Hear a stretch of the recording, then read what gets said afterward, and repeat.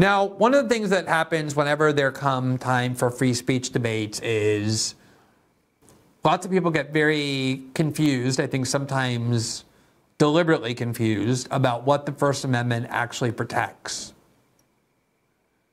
And as I said earlier, I have debated left liberal censorship advocates for the last 7 years, even much longer than that. And they say things that are just not true. They say, this is hate speech and that's not free speech. Hate speech is not protected by the First Amendment. They say speech that might incite violence is not protected. They say speech that generates hatred for a minority group is not protected. They say that advocating violence against a group or genocide is not protected. All of that is untrue. The free speech clause of the First Amendment is very broad. It even allows you to advocate violence. You are allowed to advocate violence. You are allowed to advocate genocide. It may make you a repulsive person, but you're allowed to do it.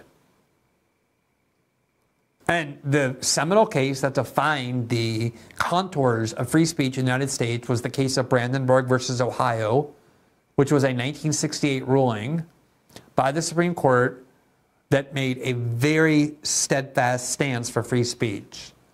And it left a tiny little exception that is very narrow. It's basically you're not allowed to stand on a street corner with a mob and direct it to go and tell it to burn down that person's house over there.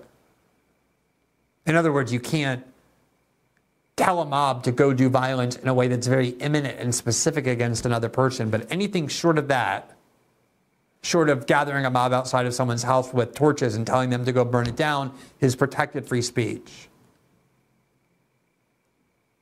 Here's the case describing what happened. Quote, the appellant, the person appealing, is a leader of the Ku Klux Klan group, and he was convicted under the Ohio criminal syndicalism statute. And what was his crime? Quote, that statute made it a crime to, quote, advocate the duty, necessity, or propriety of crime, sabotage, violence, or unlawful methods of terrorism as a means of accomplishing industrial or political reform. And he was accused of violating this terrorism statute because he stood up at a rally and threatened violence against American political officials because he claimed they were too anti-white.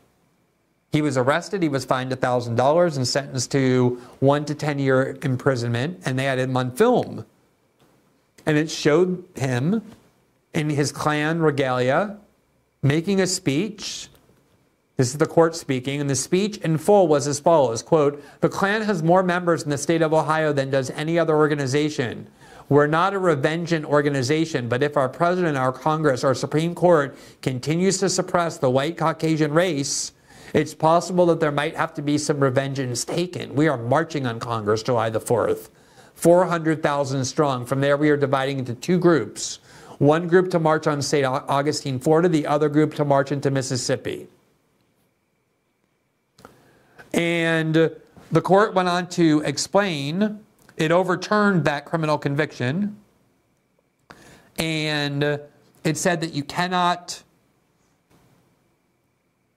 convict somebody for standing up in a speech and threatening violence and advocating violence as a necessary or justified response to repression. You are allowed to advocate violence to the court. After all, the United States was founded when people in the colonies started to say that the repression of the British Crown had become so extreme that violence was necessary and justified.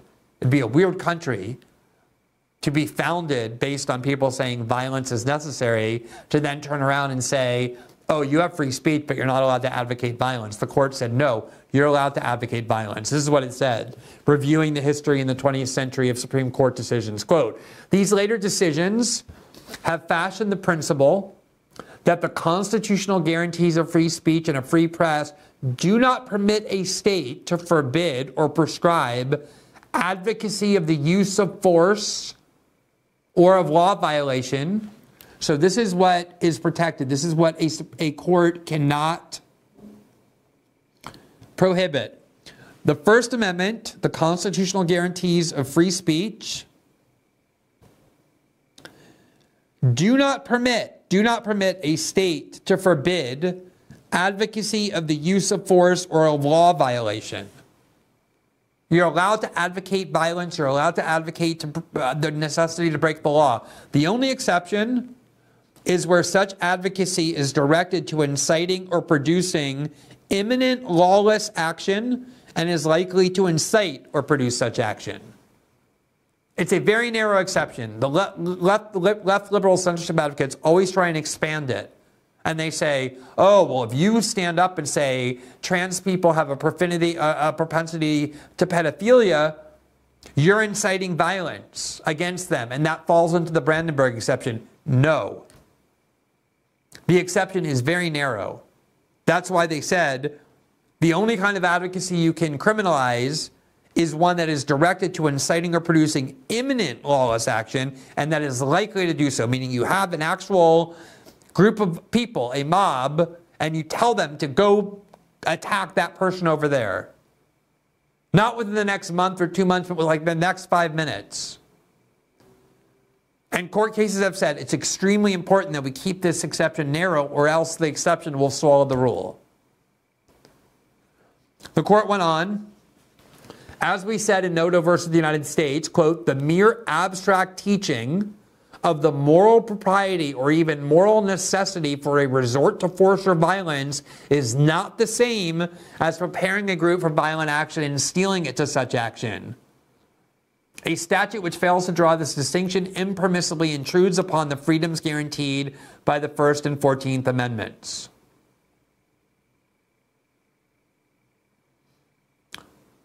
That is the scope of the First Amendment. So when you hear people saying, oh, these pro-Palestinian students are calling for violence, they're calling for Israel to be eliminated, they're calling for there to be genocide against the Jews, even though that's not true, let's assume that it's true. Those are all protected free speech. You're allowed to advocate those things. Now, I think it's very important to note that it isn't just pro-Palestinians and pro-Palestinian protesters who have been advocating violence of this kind. There are a lot of people in Israel and a lot of pro-Israel protesters in the United States who are also standing up and saying, wipe out all the Palestinians, kill all the Gazans. This is from one of the earliest pro-Israel protests back in October in New York City. We credited the interviewer. I want to do that again. I don't think we have his name, so hopefully we can get that. I want to make sure he gets the credit. But there was a reporter who went to that pro-Israel march in New York, and he interviewed some of the people at the pro-Israel protest and asked them what they want Israel to do. Listen to what they said. Fuck Palestine! Palestine to my dick! What do you think the response should be from Netanyahu and the military to Gaza? Kill all Palestinians! All of them! Kill all Palestinians, all of them. Not one left. One left from the river to all of them. Now one left from the river to the sea, Palestine will be deceased. From the river to the sea, Palestine will be deceased. Do you think you could go and arrest this person for having said that? You cannot. Because as despicable as that statement is, it is clearly protected speech under the First Amendment. He has the free speech right to say that. Let's listen to others. And Israel need to do like this. You see? Now Gaza like this. Gaza need to do like this. Or like this, but all this Jewish. Two options. What do you think the response? First of all, the reporter who conducted these interviews is Jeremy Lafredo. And you just saw there another pro-Israel protester saying you have two options. Either you flatten Gaza and turn it into a parking lot, or you allow it to remain, but only with Jews. You drive these Palestinians out, you kill them all. Also protected speech. Here are a couple others. What do you mean to Gaza? We gotta wipe them off the fucking map. I'm talking about every fucking flatten them like a parking lot. Yeah, flatten them out once and there's for all. nothing else you can do. They proved to us there's nothing else you can do. We tried, and we tried everything. It doesn't work. We have to wipe them flat off the fucking map, like a fucking parking lot. I'm not stopping till all Arabs are wiped out. I think now it's the time that we need to erase Gaza. there is people inside, our people inside, that kidnap, and now we need to kill all of them and free Israel. Wipe Gaza off the map, kill them all. You think any of these people can be arrested or should be arrested? All of their belief is killing Jewish and killing and murder our people. Flatten it. Flatten Gaza. Flatten it. Flatten Gaza. I would vehemently oppose her prosecution, even though she's calling for genocide. Just like all these other people at this march. Not all the other people at this march, but the people we just heard from are. And you can go to every Israel protest, and it's not a majority of people by any means who support Israel who are saying this. But there are some. Just like it's not a majority of people at these pro-Palestinian marches who want to kill all Jews, even though you can find some if you look hard enough. But they all have the free speech right to say it. Thanks for watching this clip from System Update, our live show that airs every Monday through Friday at 7 p.m. Eastern exclusively on Rumble. You can catch the full nightly shows live or view the backlog of episodes for free on our Rumble page. You can also find full episodes the morning after they air across all major podcasting platforms, including Spotify and Apple. All the information you need is linked below. We hope to see you there.